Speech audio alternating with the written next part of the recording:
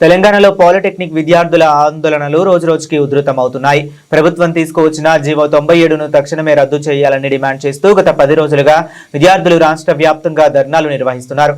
రాష్ట్రంలోని polytechnic కాలేజీలను skills యూనివర్సిటీకి affiliate చేయడాన్ని విద్యార్థులు తీవ్రంగా వ్యతిరేకిస్తున్నారు. ఈ నిర్ణయం వల్ల తమ విద్యా భవిష్యత్తు ప్రశ్నార్థకంగా మారుతుందని ఆందోళన వ్యక్తం చేస్తున్నారు. ఈ అంశంపై బీఆర్ఎస్ నాయకుడు మాజీ ఎంపీ బోయినపల్లి వినోద్ కుమార్ తీవ్ర స్థాయిలో స్పందించారు. ప్రభుత్వం మొండి వైఖరి వీడి పాలిటెక్నిక్ విద్యార్థుల భవిష్యత్తును కాపాడాలని, తక్షణమే జీవో 97ను ఉపసంహరించుకోవాలని వినోద్ కుమార్ డిమాండ్ చేశారు. గత 10 రోజుల నుండి తెలంగాణ రాష్ట్రంలో పాలిటెక్నిక్ స్టూడెంట్స్ వీళ్ళంతా కూడా స్ట్రైక్ చేస్తున్నారు. కారణం ఏందని తెలుసుకుంటే, తెలంగాణ రాష్ట్ర ప్రభుత్వము 16th ఆగస్ట్ నాడు ఒక జీవో 97 ఇష్యూ చేసింది. దీంట్లో ఏం చెప్పారంటే, ఇప్పుడున్నటువంటి పాలిటెక్నిక్ కాలేజెస్ అన్నీ కూడా ఒక కొత్త ఇన్స్టిట్యూషన్ని ఏర్పాటు చేస్తున్నారు జియో ద్వారా. అది ఏంటంటే, ప్రస్తుతం ఉన్నటువంటి labour, employment, training and factories department మొత్తాన్ని skill, human capital and knowledge training initiatives Shakti అనే పేరిట ఆ డిపార్ట్మెంట్ ని నామకరణం చేశారు. అంటే రీనేమ్ చేశారు. ఉన్న పేరుని మార్చేసి ఈ పేరు పెట్టి దీన్ని మరి డిపార్ట్మెంట్ ఆఫ్ లేబరు, ఎడ్యుకేషన్ కాకుండా యంగ్ ఇండియా స్కిల్స్ యూనివర్సిటీ ఏదైతే YSU మన ముఖ్యమంత్రి రేవంత్ రెడ్డి గారి మదిలో ఉన్నటువంటి ఆలోచన ఒక స్కిల్ యూనివర్సిటీ పెట్టాలని. మంచిదే, పెట్టడంలో తప్పేం లేదు. అది దాదాపు 2 సంవత్సరాల పెట్టి కూడా దానికి ఇవి అఫిలియేట్ చేశాడు. Number 2nd point. 3rd point ఏం చేశాడు, all industrial training institutes ITIs ఉన్నాయి, అడ్వాన్స్ టెక్నాలజీ సెంటర్స్ ATCs, వీటన్నిటిని కూడా ఈ స్కిల్ యూనివర్సిటీకి అఫిలియేట్ చేశాడు. తర్వాత 4th point, all polytechnic colleges shall be brought under young India skills university framework and ecosystem అన్నాడు.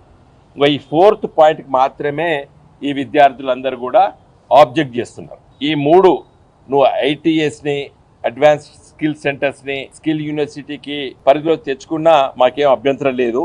కానీ మా పాలిటెక్నిక్ కాలేజెస్ని మీరు ఈ స్కిల్ యూనివర్సిటీకి అఫిలియేషన్ చేయడం కరెక్ట్ కాదు అనేది వాళ్ళ అభిప్రాయం. గత 10 రోజుల నుంచి పెద్ద ఎత్తున నిరసనలు తెలియజేస్తున్నారు. అయితే ఒక బాధ్యతాయుతమైనటువంటి ఒక రాజకీయ పార్టీ తరఫున, మా పార్టీ BRS తరఫున మేము కొంచెం దీన్ని క్షుణ్ణంగా లోతుగా మేము ఆలోచన చేయడం జరిగింది.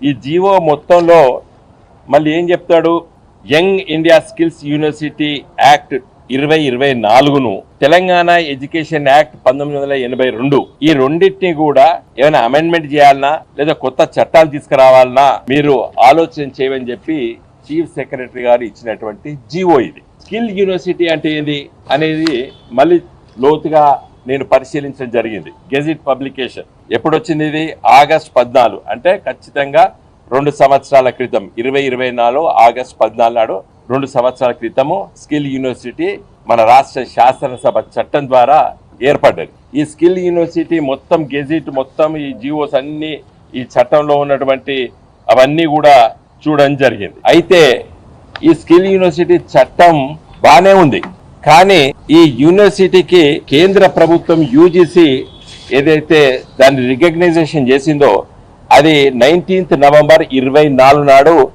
UGC ఒక లెటర్ ద్వారా దీన్ని రికగ్నైజ్ చేసింది స్కిల్ యూనివర్సిటీని. దీంట్లో ఏం చెప్తుంది, the university is empowered to award degrees as specified by the UGC under section 22 of the UGC act 1956. అంటే ఈ స్కిల్ యూనివర్సిటీ కేవలము డిగ్రీలు మాత్రమే అవార్డు చేసేటానికి ఈ UGC పర్మిషన్ ఇచ్చింది. ఏది? ఈ స్కిల్ యూనివర్సిటీ. మరి ఈ పిల్లలు చదువుకునేది డిగ్రీ కాదు, ఈ పిల్లలు చదువుకునేది ఏంటి? Polytechnic. It is only diploma.